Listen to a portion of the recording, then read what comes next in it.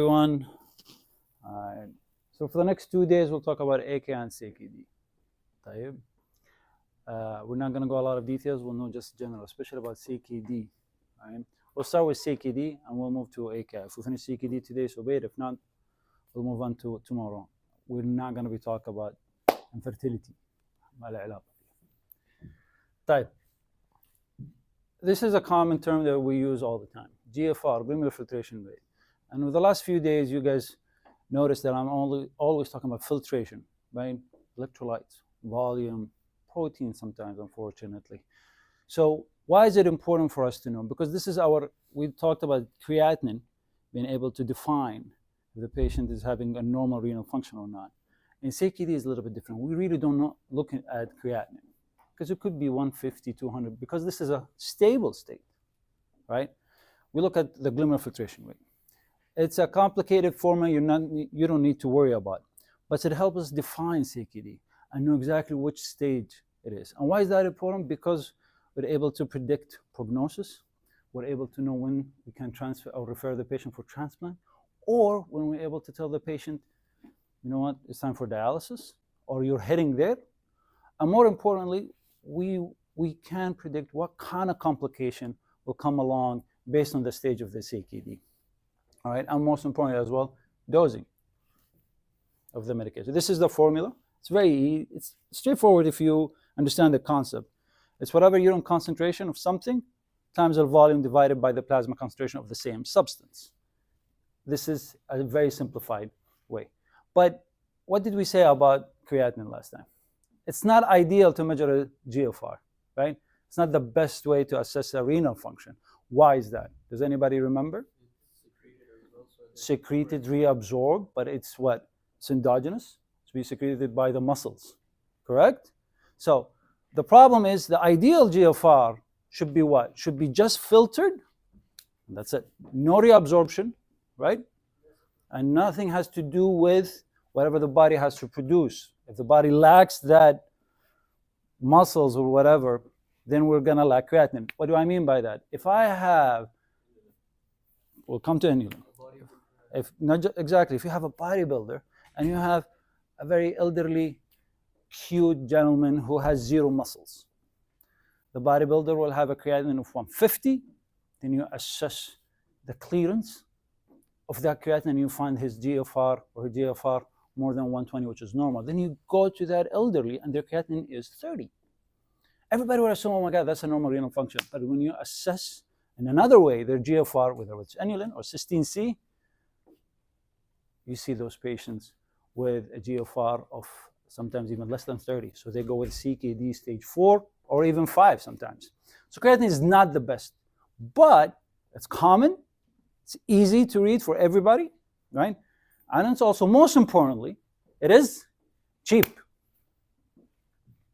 So it should be naturally made in the plasma, 100% freely filtered, not secreted, not reabsorbed as well. So this is, as we mentioned earlier, about the creatinine. But we have other methods, but it's exogenous. Inulin, we have iohexyl, and we use mostly the inulin iohexyl in pre-renal transplants when we assess the donors to make sure that they have a perfect GFR before they give away that kidney. You don't have to worry about this. There's another way we do it clinically called cysteine C. It's been used in the last decade or so, but also it has its own limitations, especially in the ICU with septic patient or post-transplant patients, or even smokers. So when we talk about the GFR, this is about the formula. We can skip this. We don't have to worry about it. Again, I don't want you to worry about this, but I want you to know about these. So it comes in 5 stages. Inshallah, all of you above this one, this is where we assume everybody is until proven otherwise. Stage 2, we don't usually as nephrologists deal with stage 2. Nobody knows it, because if you, inshallah, when you go into the clinical, 99% of all health system will report GFR as more than 60. We will not know are they stage 2 or 1 or whatever. We'll only be involved when they hit here below. So when it becomes stage 3, whether it's A or B, la يقفل هذا. All right, why is that important? No.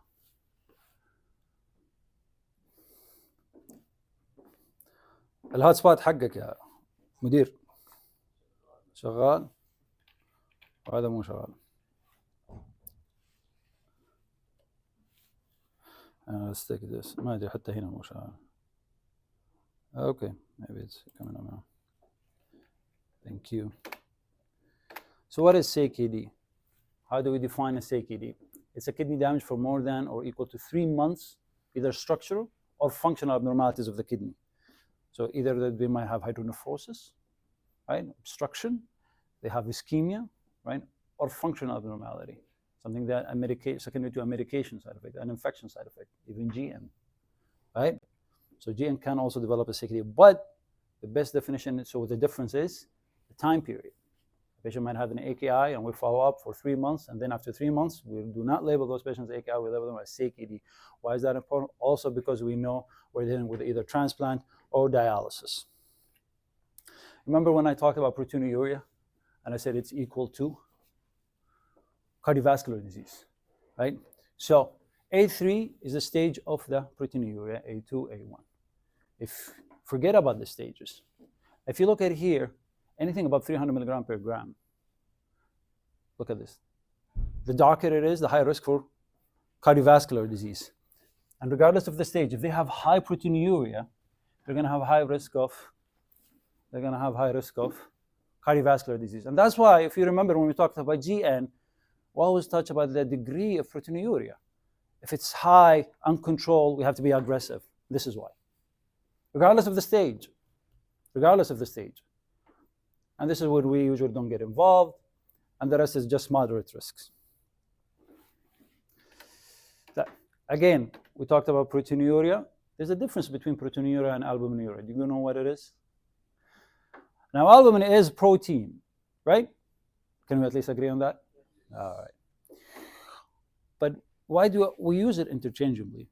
Okay, because most of the time when we talk about proteinuria, 90% we mean albuminuria. But that doesn't mean there is not other diseases that cause other form of proteinuria other than albumin. And usually we see it in other patients who have overproduction of proteins other than albumin. Like what? And that disease we'll call, it's a hematological disease, multiple myeloma. Yes, multiple myeloma. Meaning sometimes we check the protein in the urine and it's positive, but the urinalysis does not tell the difference between albuminuria or proteinuria. So we have to be very specific what we ask for. So the dipstick, if you ever seen a dipstick or whenever see the report, it always tells you the pH, tells you the specific sensitivity, the specific gravity.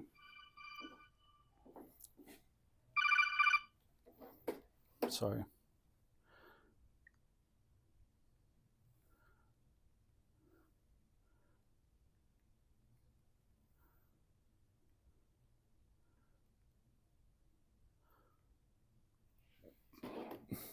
So it tells us specific gravity, WBCs, RBCs, protein, right? And also, but it doesn't tell you exactly what type of protein. So if we are suspecting this patient might have something, then we have to ask for albuminuria by itself, right? Because 90% of diabetic patients, which is the most common patients that we deal with, are what? Diabetic, they were going to have kidney disease, they will have albuminuria.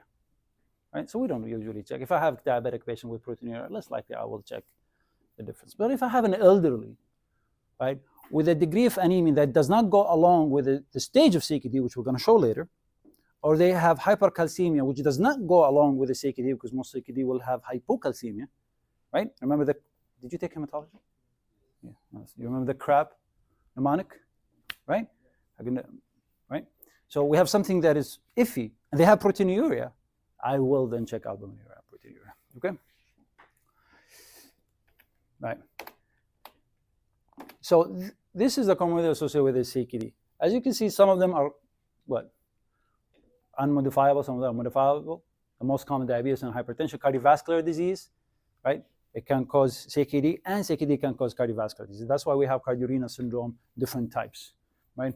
Age, you can do anything about it. Infection, and of course, then the recent new comorbidity, which is the obesity.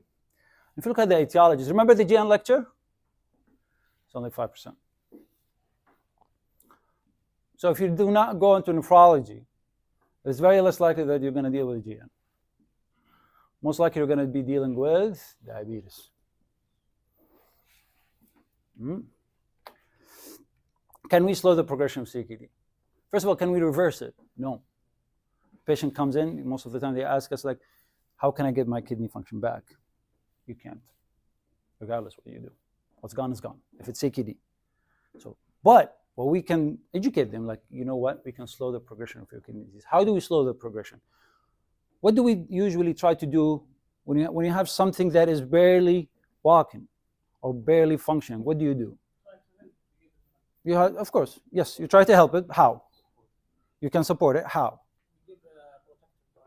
Protective. What do you mean by protective? Fair enough. ACE. Why? Why do you give ACE? What are you trying to do? Reduce stress. Yes. Again, we're trying to ask the kidney not to work as hard, right? You give it a break. One of them is, of course, ACE and ARBs. All right? RAS inhibitors. And this is based on a study that is published in the 2001. And until now, it holds value. The first one was actually in the 1992. You guys were not born in 2001, were you?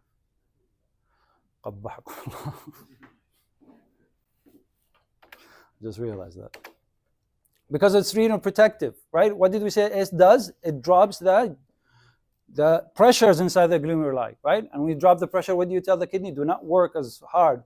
But on the side effect, it will cause an increase in the serum creatinine, because there's more creatinine being what? Going into the blood, not being filtered, not being cleared. But this is artificial. We are causing this. As long as it's less than, what's the magic number? 30%. There's a less than 30% increase in the creatinine, then we are okay. And this is how we say.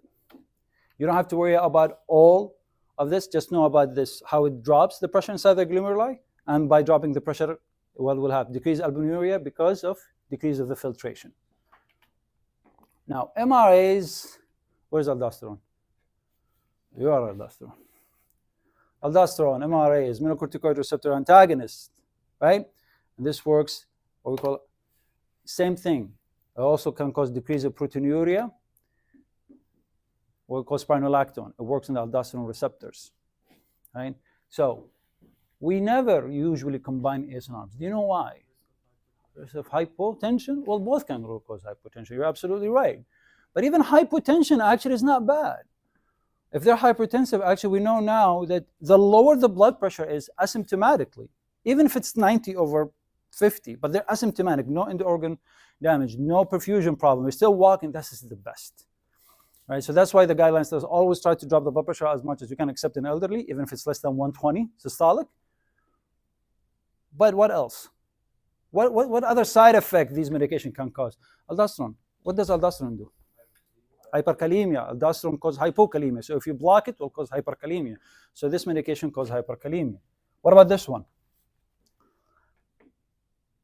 Again, hyperkalemia. You have less likely to cause hyperkalemia in here compared to this. These are from the European and American guidelines. Just look at it, right? If you can see the difference. But this is pretty old, back in the 2018-19. So one of the major complications is the acidosis. Let me just skip this and let me go to statin. I want to take you to this slide. This is a high yield. Again, remember when we said about the stages of CKD that we are able to predict the complications. So there's very famous complications with CKD, and those are those 6. Hypertension usually is one, but as you can see, it can present anywhere in the spectrum CKD. Because we don't know, is hypertension the cause or is it a consequence of CKD? Back in the day, we used to, when we have no etiology for the CKD, we used to call almost like a patient have hypertensive or hypertensive nephrosclerosis. But now we understand differently. We don't know, so we stopped calling it that, called unknown. High PTH. Does anybody know why do we have high parathyroid hormone?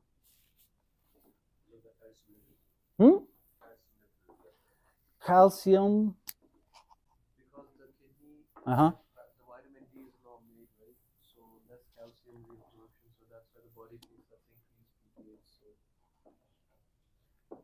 Yes, because of the most likelihood of development of hypocalcemia. So the kidney, one of the ways that we can manage hypocalcemia is what?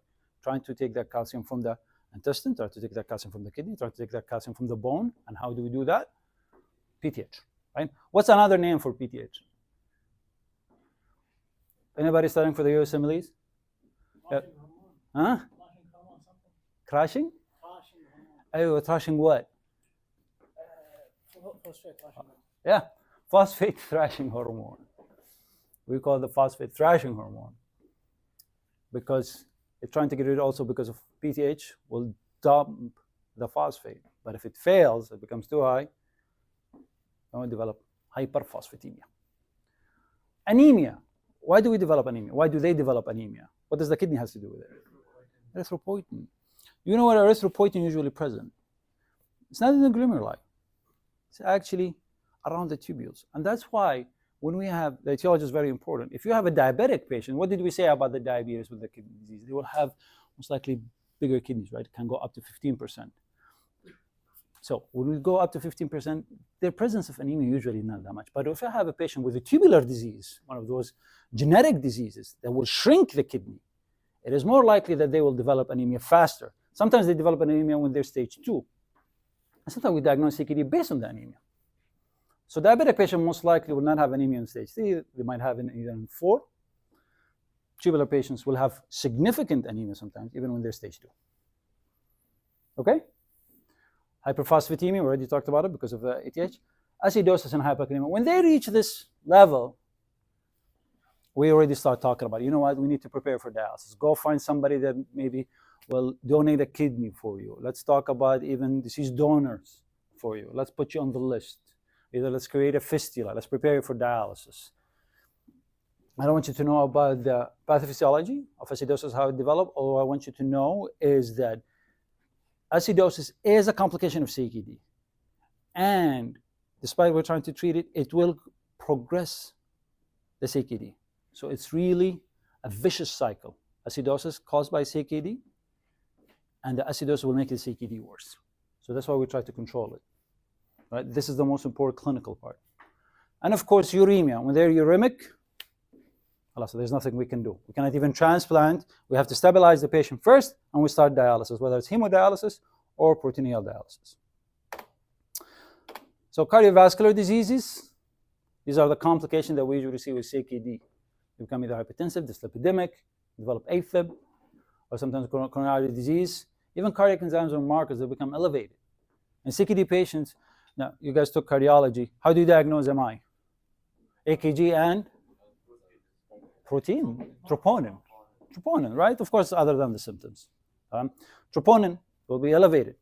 But in CKD patients, even at a baseline, they're going to find most likely their troponin higher than normal. If the normal is 10, they'll come at 100. But they're symptomatic.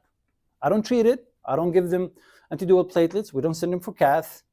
Just that you know this is how bad it can get as well because of all filtration and clearance. And when they develop CKD stage 5, the reason we dialyze is because of this. Sudden cardiac death. They might develop myocarditis, they develop pericarditis, they develop pericardial effusion, and it goes into tamponade, right? Because RV failure, and then they have sudden cardiac death. And we actually tell the patient, if you do not dialyze, I promise you, you will die. God knows when. But you might die any minute. And we usually let them sign DAMA when they leave our clinic for legal purposes. Now, this is a very complicated topic, but these are the 3 main hormones that is linked with the chronic kidney disease and mineral bone disease, right? As I mentioned earlier, when we have hypocalcemia, you're trying to stabilize the calcium, right? How do we do that? We mentioned initially the PTH, but there's other hormones or other enzymes, I should say. These 2 enzymes. Vitamin D, and of course, FGF23. I forgot its name. It was fibroblastic growth factor 23, if I'm not mistaken. And this was actually discovered only maybe 15 years ago, 12 years ago. 15, 20 years ago. Those are the 3 main regulators. And we even associate, because this goes up, this goes down. This goes up.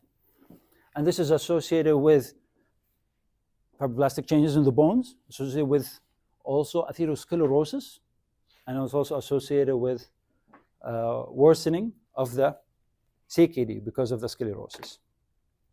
All right.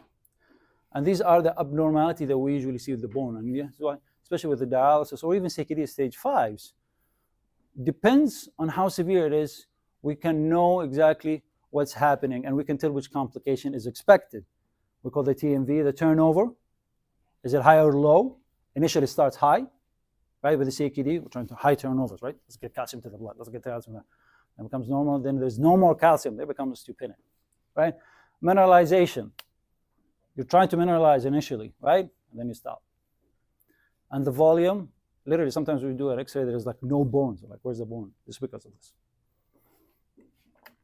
All right. So these are, you don't have to worry about, but the most important thing, if I ask you a question in the clinic, for example, if you get a question in the exam and I tell you about what do you expect a complication from CKD with the MBD, specifically for the renal osteodystrophy, you have to expect one of these. A dynamic bone disease is mostly is associated with dialysis. Osteomalacia with CKD, mixed uremic osteodystrophy associated with CKD stage 4 and 5. High yield, high yield, high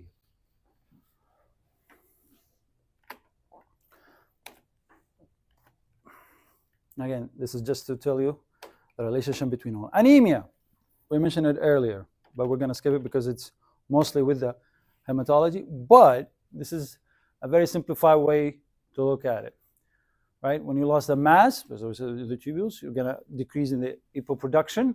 And when that happens, you're trying to synthesize hepcidin to overcome this EPO production.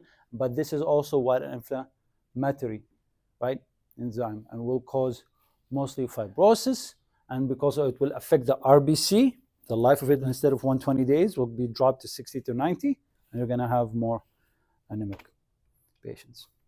You don't have to worry about the guidelines. Is diet important? How so? Might affect kidney how? Good or a bad way? Bad way. Who agrees? So who disagree?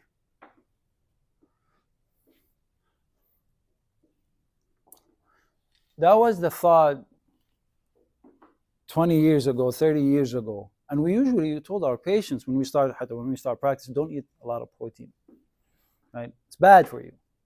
Creatinine goes up, right? Because protein also rich with, creatine, we'll go to creatinine, we'll go up. But then we found out that actually when we compared patients with high protein diet and normal to low protein diet, we found out that patients with normal to low protein diet do worse.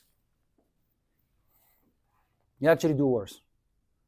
Because they're not missing only on the creatinine, they're missing on about all the benefit of the proteins. They're missing muscles, they're missing really rich diet. So we actually now tell them, go crazy. The important thing is try to avoid stuff that will be rich in potassium, because you cannot control it. Phosphate, right? And even uric acid. Phosphate is like fish, right? Seafood.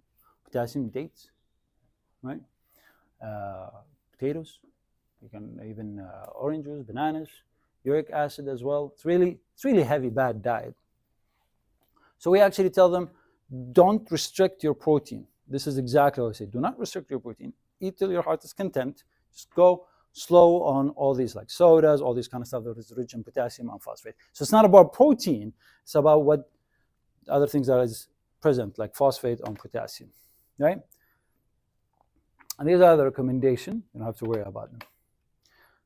Now, AKI, we'll finish with the CKD. See, we just went through it. I just want you to know about it. It's mostly for the nephrologist, but you need to be worried about the presence of CKD. So what is AKI? So we define CKD. What would you assume AKI is? Less than 3 months. Okay, that's one way to look at it, right? What would you expect the GFR to be? Severely decreased. How severe يعني GFR 20 GFR 30 احنا we stabilized GFRs based صح CKD 3A is from 60 to 45 45 to 30 3B less than 44 less than 15 is 5. So what about AKI? Less than 15 the GFR. Huh? Urine production? Oh, so you're talking about becoming oliguric. They're not making, okay. That's one way to look at it, okay. What about the serum? What do you expect the GFR? We actually do not care about GFR. CKD, it's all about GFR. It's a stable state. That's what we said, right? In AKI, we actually look at the creatinine. BUN can go along with creatinine. There's other things that can affect or falsely elevate with BUN. I'll talk about it later. So we actually care about the creatinine. Why? Because this is an acute and sustained increase in the BUN and creatinine. It's acute, right? So it doesn't matter what the GFR is. Because if you look at it sometimes, inshallah, when you go to the clinical part, creatinine from 80 equals GFR more than 60. 80 to 160, GFR is 40 or 45. But hold on. That's doubling the creatinine. So if you double something, what does that mean? What's the function? It's actually 0. The GFR is 0 because they doubled that creatinine. It shouldn't be doubled. It should go up incrementally by percentage. Does that make sense? Right? So it goes from 80 to 160. It's pretty bad. But everybody would think, oh no, the GFR is 45. Maybe we still have time. No, you don't have time. That's just doubled. Even when I have a creatinine from 30 to 70, that's doubled. Actually, I even talked to the fellow yesterday. We had a patient who yesterday came from an LTAC with a creatinine of 33, and they said normal renal function, their creatinine is 80. No, that's not. It's an AKI. Right? 35 different definitions. Pick one. We used to live in hell. Nobody can define AKI. But the early 2000s, late 2000s, they came up, alhamdulillah, one definition, and mainly based on the serum creatinine and the urine output, right? And this is it. It comes in 3 stages, 1, 2, and 3. If you want to base it on creatinine, it's almost 1.5 to 2 increase. If this goes by milligram per deciliter or baseline, or 0.3 milligram per deciliter, more than 0.3, or more than 26 millimole or micromole, I'm sorry, per liter. Apologize for the typo. Stage 2, triple. Stage 4, anything more than 3 times. Urine output the same. Depends on how oliguric they are and the time period. Is it more than 6 hours? Is it more than 12 hours? Has it been 24 hours? Why is that important? Why do we stage AKIs? Does it matter? Treatment. How do we treat? Somebody said about treatment. Actually, to make everybody's life hard, the reason we stage it is for research purposes. Because when we have a patient, like when we want to enroll them in a research, we don't know the stages of AKI, and it's for prognostic purposes, but no treatment. What does that mean? That means even if they're creatinine from 80 to 500, you will not dialyze? Well, no, I will not dialyze. There's indications for dialysis, and we'll go through it. Does anybody know what's an indication of dialysis, by the way? 5 things. Uremia is one. Oh, that's okay. That's the easiest thing, right? Uremia. What is uremia? Like what symptoms? Seizures, confusion, right? Nausea, vomiting, fatigue. They have pericarditis, myocarditis, right? Pericardial effusion. Uremia is one. What else? Think about the complication that we see, usually with renal disease. Acidosis, severe acidosis, refractory acidosis, especially if sometimes the pH is less than 7.2 and they're lost their ability to compensate from respiratory standpoint. Either they're on a ventilator and we did not adjust the ventilator, or the patient become what? Usually if they have severe metabolic acidosis, what do you expect the PCO2 to be? High or low? Low. Low. Low means what? They're tachypnic. They're breathing CO2. But eventually, what's going to happen to them? They'll tire out. They cannot breathe anymore. They're going to be tired. So when they get back to normal, CO2 will rise, and then pH will drop. So now you have two diseases, metabolic acidosis and respiratory acidosis. pH will drop. We dialyze. Some intubate and dialyze. So acidosis is 2. What's 3? Hyperkalemia, electrolyte imbalances, refractory, hyperkalemia, and severe hyponatremia sometimes, absolutely. 4? Ya salam alayk. Alcohols, I mentioned yesterday, the gold mark. حقون cheap alcohol, right? We usually see them here, right? They drink a lot of cheap alcohol. Sometimes they go into AKIs, and we have to dialyze. What else? No, we do not dialyze infection.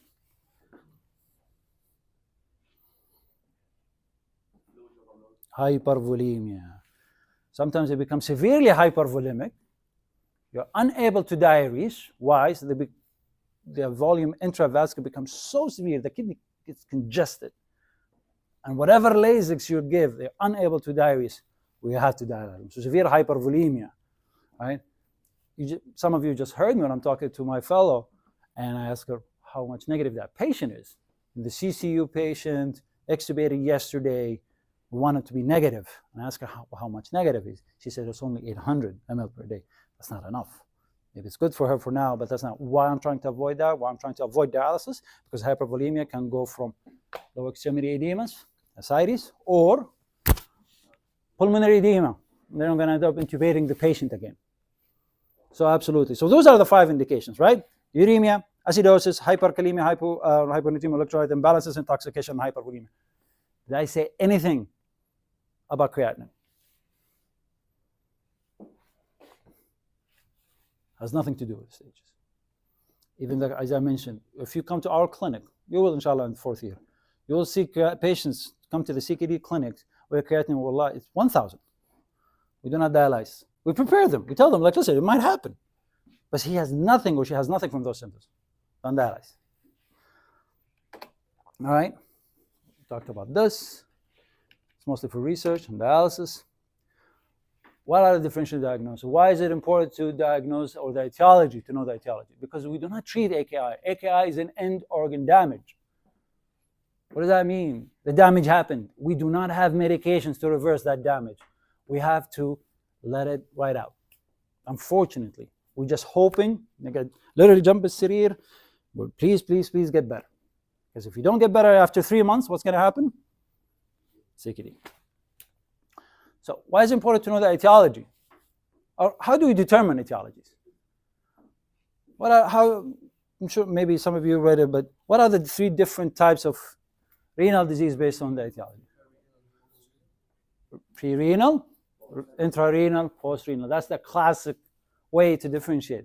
Although it's a little bit very simplified way, but it's easy to remember. Pre-renal, like what? Hypovolemia, heart failure, decreased cardiac output, right? Cirrhosis. Intrarenal, like what? Tubular disease. Absolutely. You guys, I'm assuming you took ATN. ATN, right? What else? Intrarenal.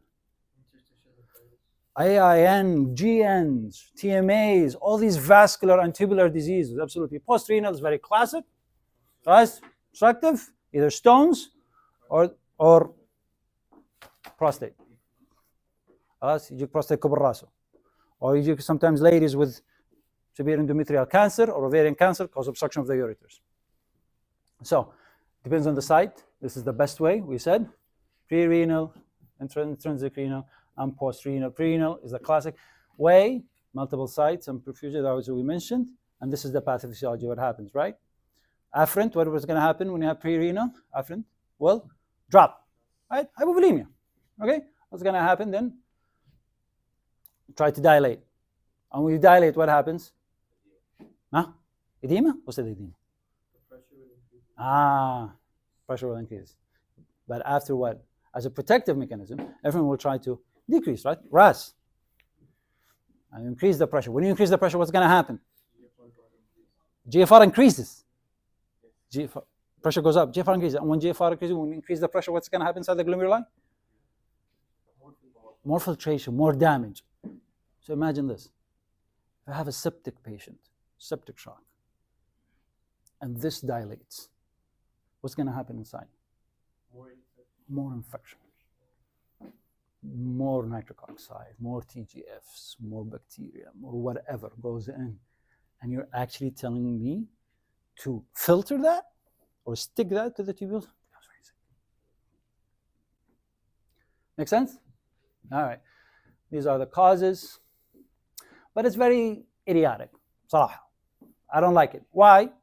Because what if you, how would you treat hypovolemia with pre-renal? How would you treat it? You give volume. Volume. If it's reversed, you do not have AKI. But if it doesn't reverse, what do you have now? Is it pre-renal? It becomes intrarenal. So to actually interchange with pre-renal is about timing any one of these. Either that you are able to return the pressure or the perfusion back to normal, or it's too late, the tubular and the glomerular has been affected. Of course, medications, ACE and ARBs as well. This is the easiest way, right? Post-renal, and this is the intrinsic renal. And this is the most common AKI that you will encounter in the hospital. 50% of ICU patients will have a form of AKI, 25% of them will end up being in a form of dialysis, whether it's hemodialysis or CRRTs. It's very important for us, all right? So unfortunately, it's not a straight diagnosis, but how do you diagnose ATN classically? How would you guys diagnose it? Do we biopsy them? Of course, Dr. Abrar would say yes, right? He has to make a living. Do we biopsy ATNs? When I have an AKI in ICU, it is very high likely to be ATN, but how do I diagnose it?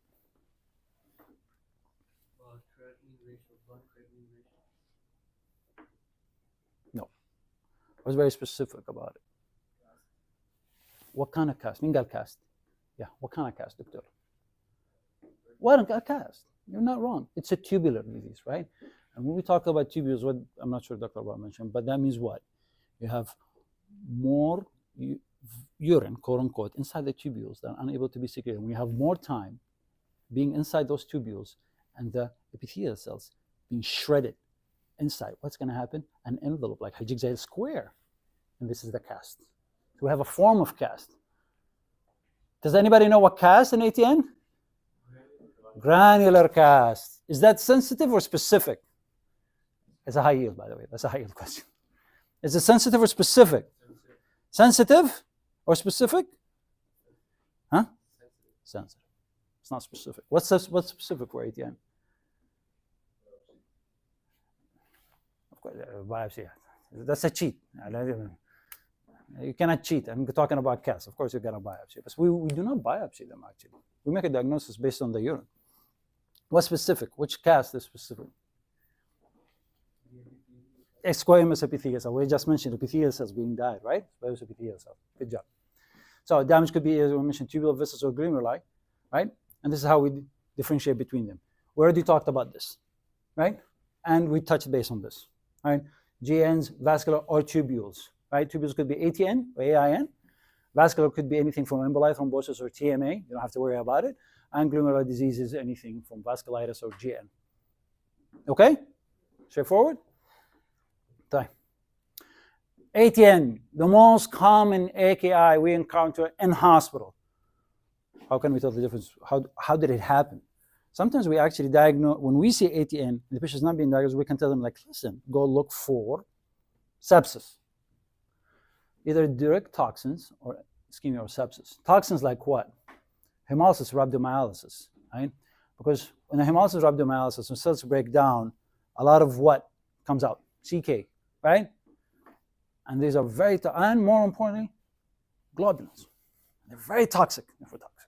That's why we hydrate them like crazy. If I have a rhabdomyolysis patient, sometimes we give them more than 200 ml per hour, sometimes 400 ml. Burn patient, more than 400. We actually want to look at the urine, tell them, I need more than 200 ml of urine output in 1 hour. Exogenous, in contrast, it's a little bit iffy, but it's in your textbook. Antibiotics and other chemotherapies like cisplatin. Ischemia and sepsis are the most common. Ischemia become hypotensive. Sepsis is direct toxins. These are the incidents. For inpatient, Intrinsic, up to 60%. You see post-renal? Very rare. And it's so rare that when I have an AKI inpatient, I do not even request an ultrasound. I'm like, it's less likely to be, right? Why waste the money? Pre-renal, depends on the ward, unfortunately. In the medical ward, we don't usually see it. In surgical ward, because sometimes they forget about their patients, true, 30%.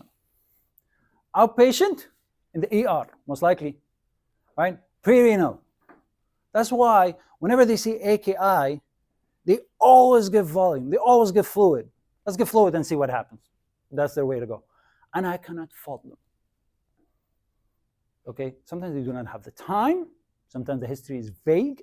Sometimes straightforward. Vomiting, diarrhea, right? Haven't eaten in a few days, right? Or stuff like that. And statistically speaking, they are more likely to reverse that AKI with volume.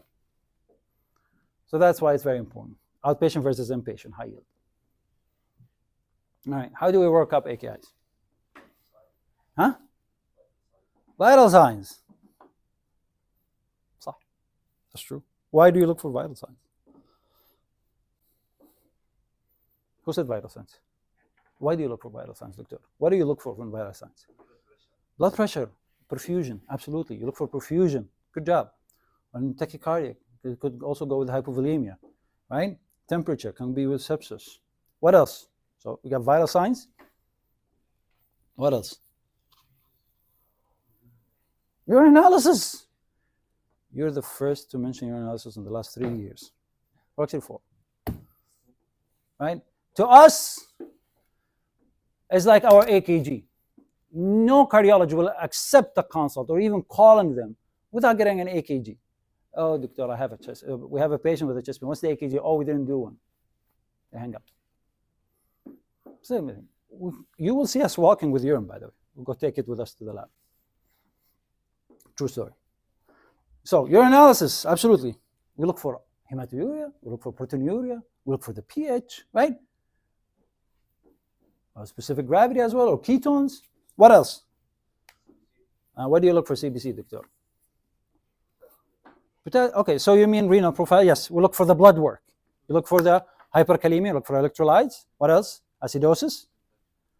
So blood cultures. Infection usually doesn't come part of our workup. I'm talking about workup of AKI. You have an AKI, you're trying to tell the etiology, quote unquote, or is it possibly something else other than AKI? Do we care about the hemoglobin? We cared about CKD and hemoglobin, huh? What about AKIs?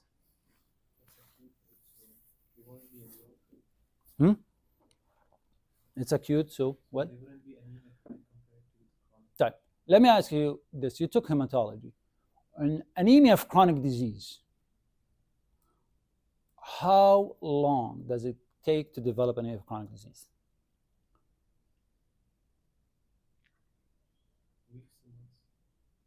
Months. Okay.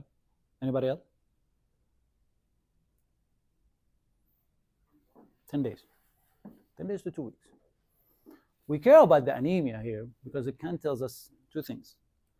The degree of this injury or how long has it been. Still could be, it shouldn't be AKI because AKI should be within less than 48 hours to 7 days. But it's not CKD because it's less than 3 months. It's something we call acute kidney disease. It's still acute. It's a disease. It's not an injury anymore. So it tells you about the extent of the injury. Right? Good job. Of course, the physical exam, these are the important labs that we look for. IBG, as we mentioned, for the acidosis part. All right, so this is a dipstick.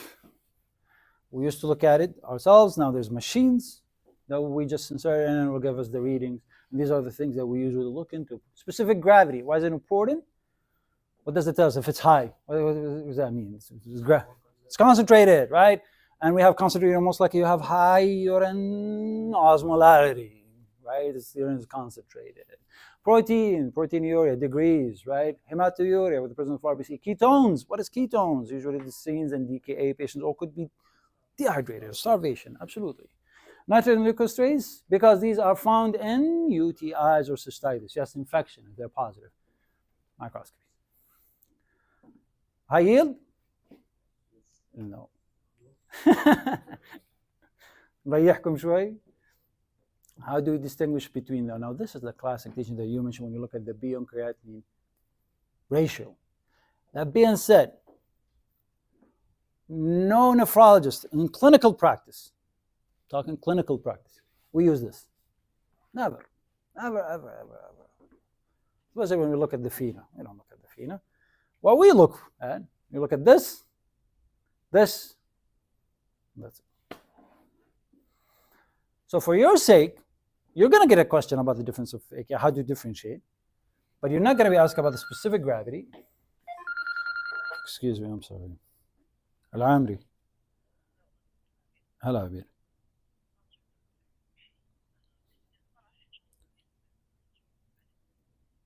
ايش بعد ايش؟ ايوه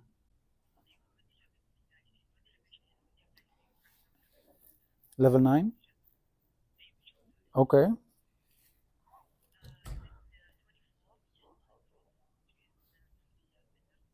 Which patient? هذه فرح؟ 24. Is this the what do you call it, the fibrosis lady, lung fibrosis? Endometrial cancer. ايوه الهايبرفوليميك. Okay. I think we should sign off. Okay.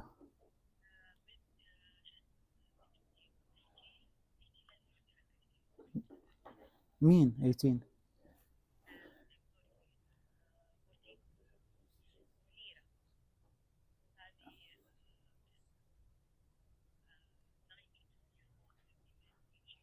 هذه لسه على ليفوفيد. ليش هي فول كود ولا دي ان ار؟ طب خليها لما اجي، ابشر لو دخل اي سي 95 year old.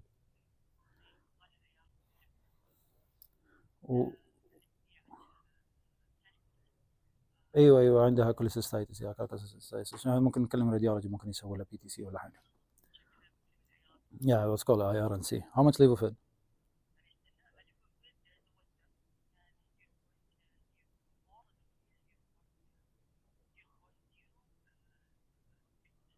If it reaches 0.08, add vasopressin. طيب. If it's 0.08, add vasopressin. استني لما اجي. طيب، واخر واحده اللي هي الاي ال دي او الفايبروسس.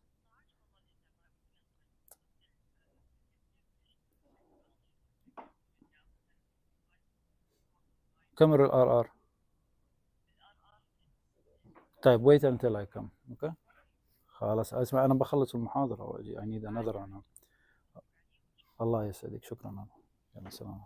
Sorry guys, I'm covering ER. So we look at the urine osmolality or urine salt. These are the most important thing. So in my questions, I will not ask you about these two. If you get a question, most likely you'll get it from here. So if we're going to touch base on this, in pre-renal we said urine osmolality will be go along. It's very concentrated, right? Yeah, damn it. It'll be concentrated, صح? And intrinsic, why is it low, طيب? Why is it low? Well, if there is a decreased reabsorption, why is it decreased reabsorption? Because there's loss of function, inability of the kidney to concentrate. Because the kidney should concentrate in AKIs, right? But it doesn't. Post-renal, why is it low? You don't have to worry about it. Urine sodium, we already said before, right? Low urine sodium goes along with decreased perfusion, most likely pre-renal, and intrinsic, it actually can go up and down. The classic is above 30 is tubular, glomerular is less than 20. Just don't worry about it, it's up and down. So if you have abnormal urine sodium, it is more likely to be intrinsic more than anything, okay? FINA, what is FINA? What do you know about it, طيب? Should be what? What is it? Who answered that question? تفضل دكتور, what is FINA? The amount of sodium that is getting excreted to the total?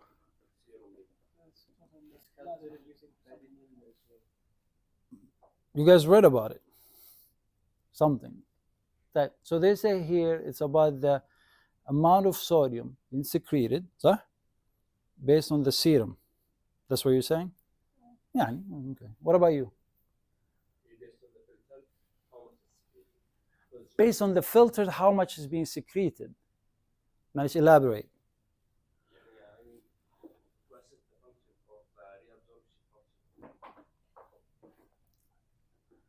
not really to assess the function. We do not assess the function of filtration based on sodium. So FeNA is fraction excretion, so it's a percentage, it's a fraction. It's a percentage. Percentage of what? Sodium based on what? Is it about serum? It's about the load, not the serum, load. What do I mean by that?